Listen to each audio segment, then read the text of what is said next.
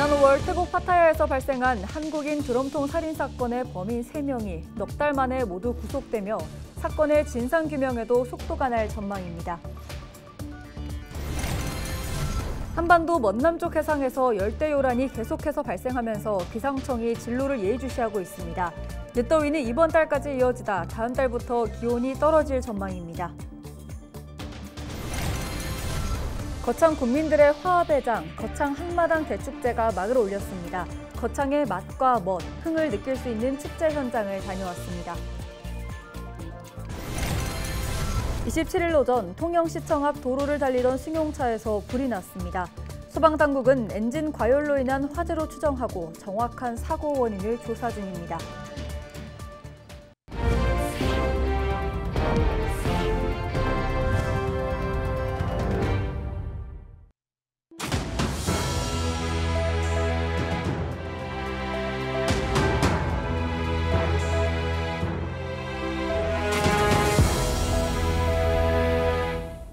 시청자 여러분 안녕하십니까? 헬로티비 경남 뉴스입니다. 태국 파타야 드럼통 살인 사건의 범인 3명 모두 구속됐습니다. 지난 5월 사건 발생 이후 넉 달 만인데요. 서로 다른 목소리를 내던 공범들 사이에 구체적 공모 관계가 드러날 것으로 보입니다. 자세한 내용 보도국 표영민 기자 연결해서 알아봅니다. 표 기자, 우선 공범 중 마지막으로 구속된 김모 씨의 영장실질심사 출석 현장 분위기부터 전해주시죠. 지난 26일 태국에서 발생한 이른바 파타야 드럼통 살인 사건의 공범 가운데 마지막으로 붙잡힌 30대 김모 씨가 영장실질심사를 위해 창원지방법원에 모습을 드러냈습니다. 김 씨는 살인 혐의 인정 여부와 범행 동기를 묻는 취재진의 질문에 죄송합니다라는 말을 3번 정도 반복하고는 법원 안으로 들어갔는데요. 재판부는 약 6시간 정도 영장실질심사를 통해 증거인멸과 도주 우려가 있다며 김 씨에 대한 구속영장을 발부했습니다. 이번에 구속된 김 씨는 피의자 3명 중 가장 오랫동안 도피 생활을 해오다 붙잡혔는데요. 타인의 여권을 위조해 태국 주변국으로 도피처를 옮겨 다닌 것으로 알려졌습니다. 이에 경찰은 사건 발생국인 태국을 비롯해 캄보디아, 베트남 등 인접 국가들과 공조해 김 씨를 추적해왔는데요. 지난 12일 베트남에 있는 은신처를 급습해 김 씨를 검거했고 24일 국내로 송환했습니다. 경찰은 김 씨를 구속 상태에서 보강 수사한 뒤 검찰에 송치할 예정입니다. 네, 김 씨의 구속으로 앞서 재판받고 있던 공범 2명의 재판에도 좀 영향이 있을 것으로 보이는데 어떻습니까? 네, 현재 지난 5월과 7월 전북 정읍과 캄보디아에서 붙잡힌 공범들은 이미 기소돼 병합 재판을 받고 있습니다. 처음 붙잡힌 이 씨는 강도 살인과 시체 은닉 혐의로 재판에 넘겨졌지만 살인을 공모하거나 가담하지 않았다며 혐의를 전면 부인하고 있습니다.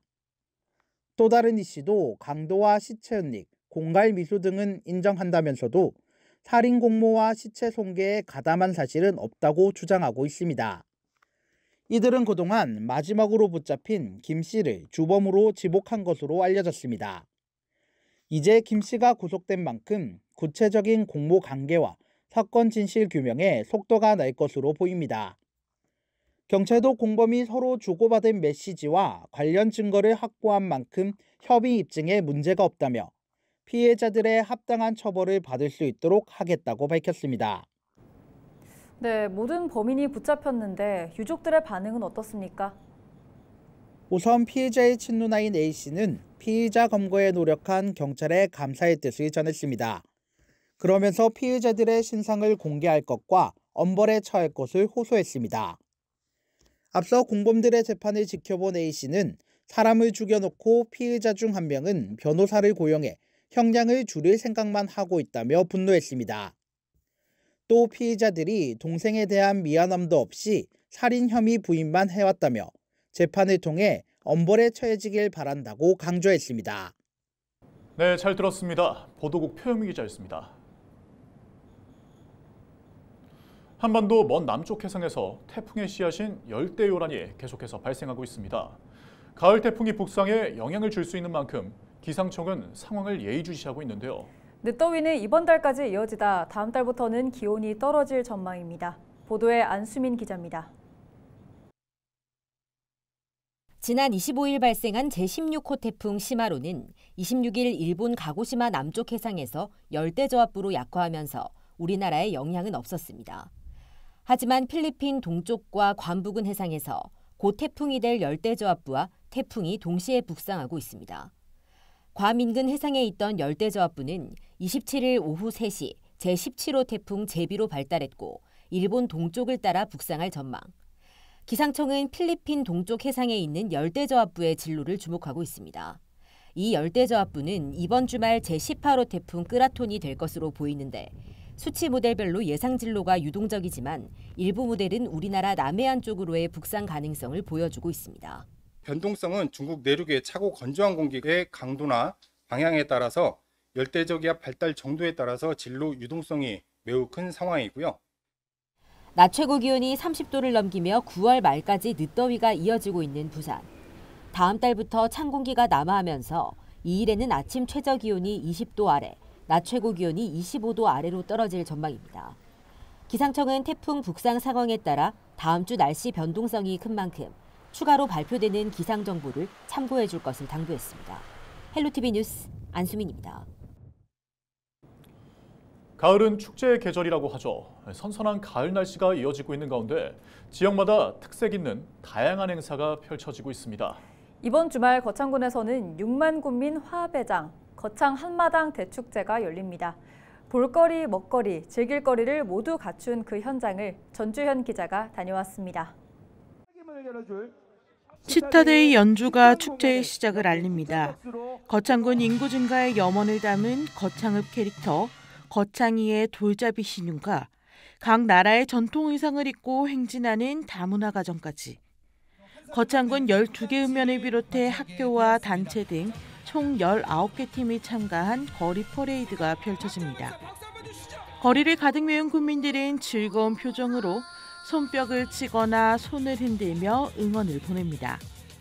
날도 이제 선선해져가지고 다니기 좋고 가족들하고 볼거리도 많아서 다른 분들도 많이 오셨으면 좋겠어요. 거창 군민들의 화합회장 거창 한마당 대축제가 26일 막을 올렸습니다.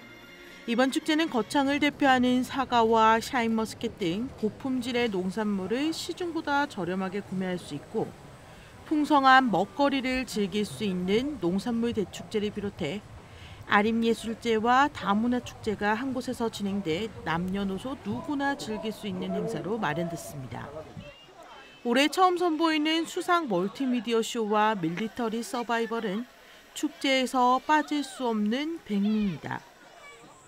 특히 축제 마지막 날에는 가수 서른도와 빈예서 등이 출연한 헬로 페스티벌도 주 행사장에서 열립니다. 키즈랜드 페스티벌, 또 다문화 가족 축제, 또 어홍을 곁들인 농산물 또 축제 등 다양한 수상 멀티미디어 쇼 다양한 행사가 펼쳐집니다. 한마당 축제 우리 국민들 또 객지에 계시는 분들 많이 놀러 오십시오. 거창의 맛과 멋, 흥을 느낄 수 있는 이번 축제는 오는 29일까지 거창 스포츠파크 일원에서 펼쳐집니다. 헬로티비 뉴스 전주현입니다. 오늘 오전 8시 30분쯤 통영시청 앞 도로를 달리던 승용차에서 불이 났습니다. 불은 20여 분 만에 모두 꺼졌지만 차를 모두 태우면서 소방서 추산 약 600만 원의 재산 피해가 발생했습니다. 운전자는 스스로 대피하면서 인명피해는 없었습니다. 소방당국은 차량 보닛에서 연기가 시작됐다는 운전자의 진술에 따라 정확한 화재 원인을 조사 중입니다. 최근 조선업 산재 사고가 증가했지만 처벌 건수는 오히려 줄고 있는 것으로 나타났습니다. 진보당 정혜경 의원이 고용노동부에서 제출받은 자료에 따르면 선박건조 수리업 산재 사고는 2020년 2,492건에서 지난해 3,754건으로 1,200여 건 증가한 것으로 나타났습니다. 산재 사망자 수도 2020년 28명에서 지난해 51명으로 2배 가까이 증가했습니다. 반면 처벌 건수는 감소하고 있습니다. 2020년 산업안전 점검 감독을 받은 사업장 100곳 중 17곳에서 처벌이 이루어졌지만 지난해에는 270곳 중 5곳에 불과했습니다. 고용노동부가 하나오션의 작업중지 해제 신청을 받아들이지 않았습니다. 지난 9일 야간 작업 중 노동자 A씨가 추락해 사망한 사고가 발생하면서 고용노동부 통영지청은 해당 작업에 대해 작업 중지 명령을 내렸습니다. 이후 사측은 지난 20일 고용노동부에 작업 중지 해제를 신청했습니다. 하지만 작업 중지 해제 심의위원회는 구체적인 추락 방지 조치가 마련되지 않았고 라싱브리지 공정 전체 위험성 평가를 시행하지 않은 점 등을 이유로 불승인했습니다. 창원 지역 택시업계가 택시처럼 불러 탈 수 있는 수요 응답형 버스 누비다 버스와의 공존을 위한 대책 마련을 촉구했습니다. 택시업계는 기사 부족과 승객 감소 등 또 어려운 상황에서 운영 방식이 비슷한 누비다 버스로 영업에 타격을 받고 있다고 호소했습니다. 누비다 버스는 지난 5월 시범 운영이 끝날 예정이었지만 창원시가 이용객 만족도와 운영비 절감 등을 이유로 운행을 연장했습니다. 장마철 이후 전국적으로 땅 꺼짐 사고가 잇따르면서 불안감이 커지고 있습니다. 어느 때보다 안전점검 필요성이 높아지고 있지만 현재 인력과 장비로는 한계가 있다는 지적도 나옵니다. 이세진 기자의 보도입니다. 속도를 줄이는 순간 트럭이 한쪽으로 기우뚱합니다. 얼마 지나지 않아 옆에 있던 트럭까지 2대가 한꺼번에 도로 아래로 빨려 들어갑니다. 폭우가 이어진 지난 주말 부산에서 발생한 땅 꺼짐 사고입니다. 사고 현장에 생긴 구덩이는 가로 10m, 세로 5m 규모, 깊이는 무려 8m에 달했습니다. 지난달 서울 연희동에서도 갑자기 내려앉은 도로 밑으로 달리던 차량이 떨어지면서 2명이 다쳤습니다. 최근 5년 동안 전국에서 발생한 땅 꺼짐 사고는 800여 건, 이틀에 한 번꼴로 발생한 셈입니다. 주민들은 불안을 호소합니다. 트럭 2대가 폭삭 밑으로 빠지더라고요. 그래서 어머야, 저게 있을 수 있는 일인가? 무섭지요. 무서운데 이 도로가 다져서 아스팔트를 놨는데 어떻게 그게 무너질까가 의문이고.